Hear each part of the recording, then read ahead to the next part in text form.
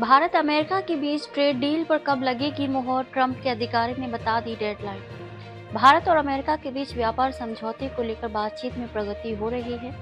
एक अमेरिकी अधिकारी ने हालिया चर्चाओं को सकारात्मक बताया है। दोनों देश टैरिफ और बाजार पहुंच जैसे मुद्दों पर काम कर रहे हैं।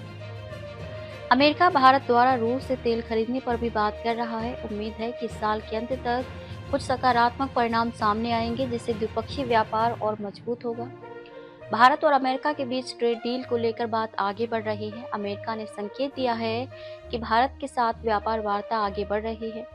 एक वरिष्ठ प्रशासनिक अधिकारी ने दोनों देशों के बीच हालिया चर्चाओं को काफी सकारात्मक बताया है।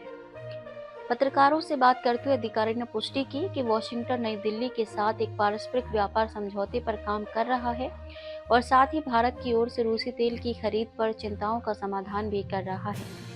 अधिकारी ने कहा, मुझे लगता है कि हाल ही में उनके साथ हमारी कई सकारात्मक प्रगति हुई है। उन्होंने आगे कहा कि वार्ता इस साल के अंत तक रिजल्ट दे पाएगी। अधिकारी ने बताया, मुझे लगता है कि हाल ही में उनके साथ हमारी कई सकारात्मक प्रगति हुई है।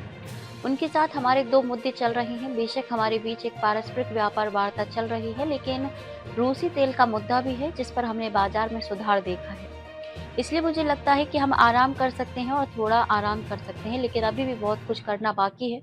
लेकिन पहले से ही काफी सकारात्मक प्रगति हो रही है। साल के अंत तक हमें और भी प्रगति देखने को मिल सकती है।